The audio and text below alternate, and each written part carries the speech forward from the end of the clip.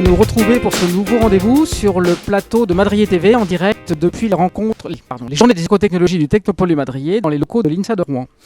Yvon Gervaise, bonjour. Que représentent les écotechnologies pour le laboratoire SGS Multilab que vous dirigez ? Bonjour. Les écotechnologies, c'est un domaine relativement vaste qui fait appel à toutes les techniques dans les processus industriels qui sont liées à la fois au fonctionnement inhérent à ces processus industriels, mais aussi à la prise en charge de la partie environnementale, ce qui va se traduire dans différents domaines, par exemple le domaine des déchets, plus à les valoriser qu'à les éliminer. Et qui dit écotechnologie en matière de test, dit écotoxicologie, qui est l'ensemble et la science qui détermine les impacts des produits sur les écosystèmes. Et les écotechnologies, c'est aussi l'organisation et l'optimisation de filières. Et nous avons présenté un nouveau robot qui traite toutes les données de caractérisation pour sécuriser ces filières.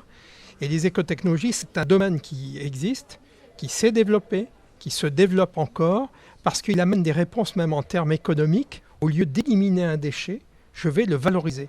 Donc on est aujourd'hui dans un système contraint économique, environnemental, filière industrielle, et on trouve que l'écotechnologie, ça va être une réponse concrète en termes financiers, en termes techniques, en termes scientifiques, à mieux appréhender les phénomènes, à mieux les intégrer dans le fonctionnement, à mieux s'en accaparer pour déterminer ces filières. Et le laboratoire va venir faire un ensemble de tests, conclure, pour qu'il y ait à la fois le respect de valeurs d'usage. Donc par exemple, à partir d'un déchet, on va obtenir de l'énergie, c'est la valorisation énergétique. À partir d'un déchet, on va valoriser la matière. Au lieu de l'éliminer, on va la recycler, la réutiliser. Mais tout ça passe par des critères qui sont fondamentaux au niveau technique, au niveau des composants majeurs, mais au niveau des composants mineurs qui peuvent être source de pollution, qui peuvent être des inhibiteurs par rapport au recyclage. Et aujourd'hui, c'est un ensemble, si on prend l'industrie cimentière, l'industrie cimentière a besoin d'énergie. Bien là, par exemple, on va faire la valorisation énergétique des déchets. Donc on trouve une solution, au lieu de les mettre dans des déposantes, au contraire, de les valoriser. Et en fait, ils font partie de la valeur ajoutée de l'élaboration, par exemple, du ciment. Donc c'est très important. Dans la valorisation matière, vous voyez, j'ai mon iPhone, tout ce processus électrique, des équipements électriques. Et bien là, on va faire de la valorisation matière à partir de métaux précieux. Par exemple, le néodyme qu'on a dans les aimants de nos téléphones, on va le recycler parce qu'un iPhone aujourd'hui, c'est une obsolescence rapide. Et on intègre ce cycle de la matière, du berceau à la tombe, mais avec cette nouvelle étape qui à la fois répond, disons, à des impératifs écologiques, répond à des impératifs de recyclage, donc des impératifs voire économiques, mais aussi de disponibilité au niveau de la planète. Et par exemple pour les terres rares, pour les métaux rares, il en est même pour les ressources énergétiques en général.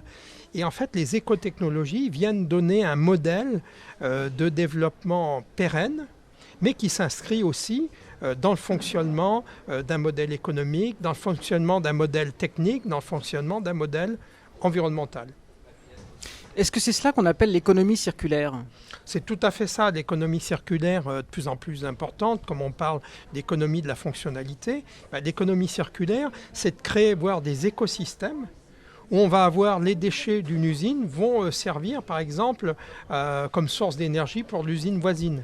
C'est tout à fait l'économie circulaire.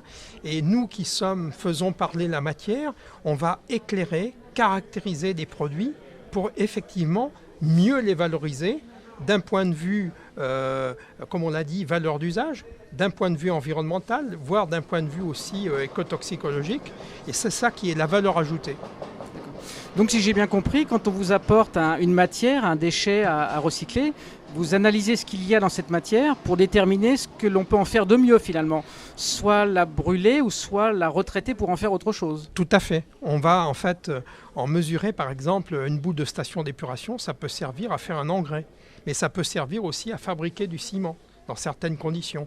Ou par exemple, quand on parle de sédimatériaux, là on va creuser le chenal de la Seine, on va se poser des questions. Tout ce qu'on a creusé, ces volumes, qu'est-ce qu'on en fait ? Eh bien là, il faut l'appréhender au niveau technique, au niveau scientifique, pour avoir les filières et construire des filières les plus pérennes, mais aussi les plus sûres et les plus valorisantes. Et ça, c'est très très important. Et en prenant de multiples impératifs, et je voudrais insister aujourd'hui sur l'innovation qu'on a montrée au cours de la conférence qu'on a faite, qui s'appelle Wise Valorization Manager.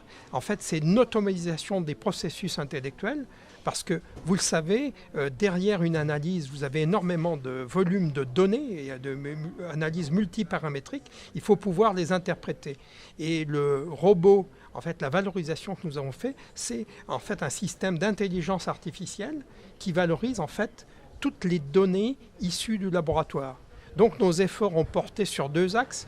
Développer des nouvelles méthodes multiparamètres d'analyse, c'est-à-dire aujourd'hui nous avons des analyses qui font en une opération ce qu'on faisait avant en 12 séquences de méthodes analytiques, c'est la première chose. Et la deuxième chose, on a mis autour de la table à la fois des spécialistes, des ingénieurs, notamment de l'INSA, de cette école en mathématiques appliquées, des chimistes, des écotoxicologues. Et à l'intérieur du laboratoire EGS Multilab, on a fait un projet collaboratif qui a aujourd'hui un résultat, et un résultat très étonnant, qui est un résultat disons, qui amène une valeur ajoutée à nos clients, qui directement derrière un nombre très important de données, on pourrait parler de big data, va donner la conclusion, c'est-à-dire la donnée finale d'usage pour nos clients de façon très réactive, de façon pertinente d'un point de vue technique, d'un point de vue réglementaire. Vous savez que la réglementation encadre tout ce qui est l'environnement, tout ce qui est la sécurité, tout ce qui est aussi les normes pour les produits. Eh bien, c'est tout ce travail aujourd'hui qui est à disposition et qui a un fantastique résultat des innovations et du programme Performance qu'a conduit en 2014 avec des objectifs en recherche et développement le laboratoire EGS Multilab. Donc une très belle innovation développée en interne dans le cadre d'un partenariat avec l'INSA de Rouen. Surtout grâce à des ingénieurs INSA qui sont nos collaborateurs. Donc c'est un projet qui a été fait in-house, mais en considérant aussi tout le savoir qu'on a à disposition à travers les différents départements.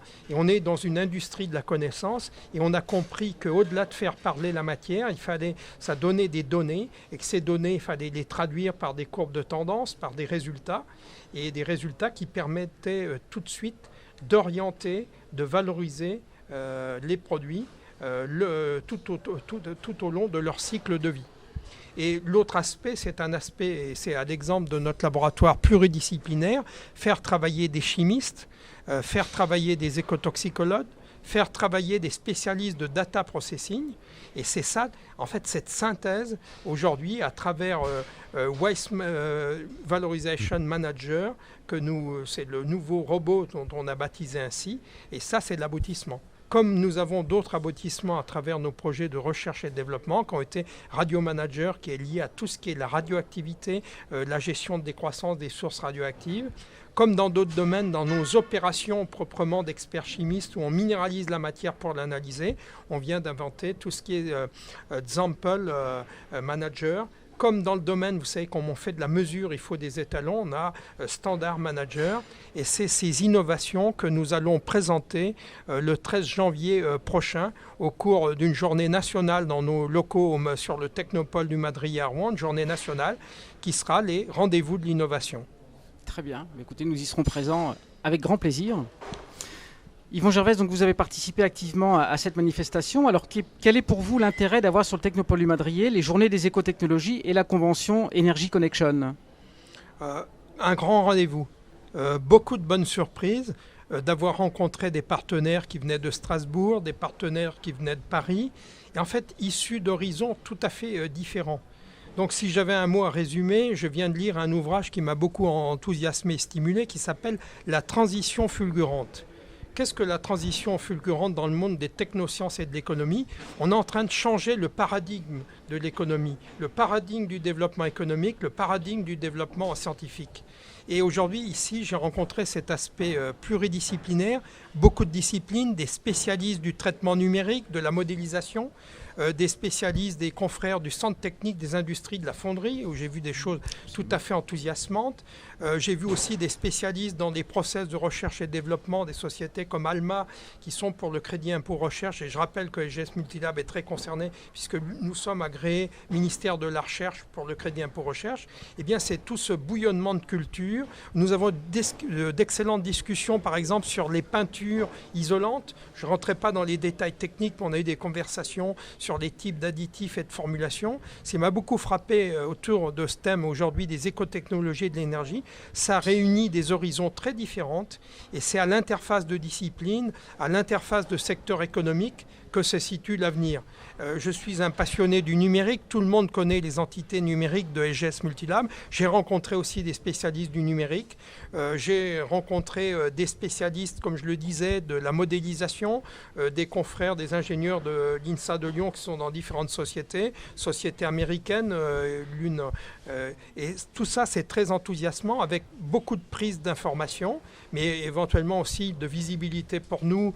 On est venu ici montrer nos innovations et je pense que c'est très stimulant. Mon équipe y a participé et j'en suis très très heureux parce que il y avait parmi eux des ingénieurs INSA. Ils intervenaient d'ailleurs d'eux dans la conférence que nous avons donnée tout à l'heure et je pense que pour eux aussi on a ici un très grand stimuli. Demain matin on aura le cœur à l'ouvrage lorsqu'on retournera au laboratoire. Un très beau témoignage, Yvon Gervaise, et qui ne peut qu'inciter davantage d'entreprises à venir participer aux prochaines éditions de ces journées. Donc. Tout à fait. Nous en sommes convaincus. Et je crois que c'était la première édition d'Énergie Connexion 2014. Et dans le cadre d'avoir couplé avec le Journée d'écotechnologie, bravo, parce que ça a été un succès. Et pour nous, je peux vous témoigner, ça a été vraiment quelque chose d'important. C'est en fait une étape aujourd'hui pour nous. Ça prépare aussi notre journée du 13 janvier prochain. Mais on ne peut que remercier et féliciter les organisateurs. Mes collaborateurs sont avec moi pour vous affirmer avec beaucoup de conviction l'utilité, la perspective et la fenêtre que ça ouvre pour l'avenir. Merci encore. Merci à vous, Yvon Gervaise.